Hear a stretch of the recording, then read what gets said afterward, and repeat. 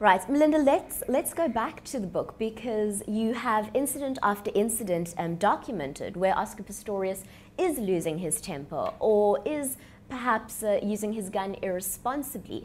Now, Judge Masipa has convicted him of one charge of contravening the Firearms Act, but according to what you've written, this was actually a long time coming.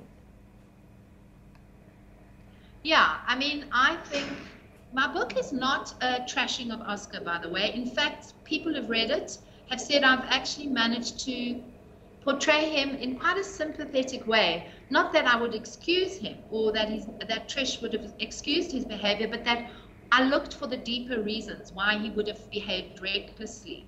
And I think things started culminating. The year of the Olympics, the Paralympics in London, and the proper Olympics, which he was going to run with the likes of Usain Bolt. He was under a hell of a lot of pressure. I don't think he personally felt like he was ready. There's a possibility, and many people have said it, that he didn't in fact qualify for those Olympics, and somehow he managed to get in. When he got to London, him and Sam were in a very bad way. She had broken up with him. He was traumatized by that. He kept phoning the Taylors 24/7, crying, saying he didn't want to run, begging them to get Sam and him back together. He was in a real state. His roommate asked to be moved because he was screaming on the phone all the time. When he ran and he did that outburst against the Brazilian whose blades were longer than his, I think it was just an indication that this guy's inner world was falling apart. He got back to South Africa. He promised he'd change. He told Sam, he swore that he would go for help. Trish said to him, if you don't go for help, you can't be with my daughter anymore. Oscar, 2 weeks later, was driving fast cars, getting drunk at night, recklessly, usual self. And right in October, Patricia Taylor, Sam's mother, had a big talk with him, and she said, you're in trouble. You didn't listen to me. You are completely out of control. Everyone who is around you is using you. No one is trying to help you. You may not see my daughter. You cannot contact my family. You are an accident waiting to happen. That was about 3 months before he shot Reva. Melinda, talk us... I think that's pretty telling. Yeah. Yeah, absolutely. Talk us through the process of writing this book, because as you mentioned, you detail from 2012 up until 2013, essentially. How did you go about writing it? I could write a book about writing this book.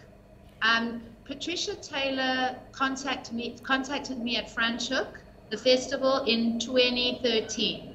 She had read my previous book, Smacked, and she had decided I was the right person. She wasn't someone who was looking for publicity. The Taylors have never given any interviews until now. They were the one missing link in terms of what actually was going on. Sam Taylor and Trish Taylor were underground for all of this time. No one could get hold of them. So I trusted Trish that her motives for wanting to write this book were not bad or self-gratifying. She really had a story to tell. So I said yes, I would do it.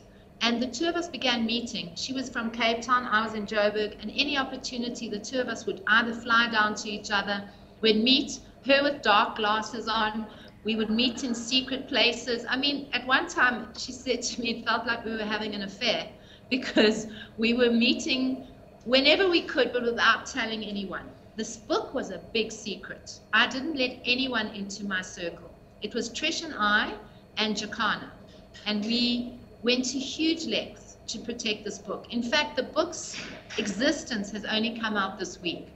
I'm never good at keeping secrets, but this time around, we had embargoes and confidentiality agreements. There was a huge amount of care taken to not let this book come out and mess up the sub judice law in this country.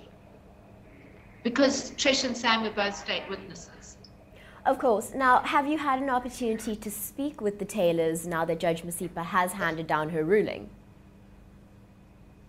They're in London, being interviewed by BBC, ITV. They were flown there 2 days ago. They're coming back next week. I'm kind of relieved for them. The media storm around them is huge. I Facebook Trish every day. She's obviously quite crazy because of all the attention in London. But my book launch is on the 18th of September, next week, Thursday, at Rosebank Exclusive Books, and Trish and I will be there in conversation together, and I think that will be the first time she's back in South Africa. Well, Melinda, we want to thank you so much for putting all this effort into writing this book, and we really wish you well as you launch it. Thank you so much for speaking to us. Thank you.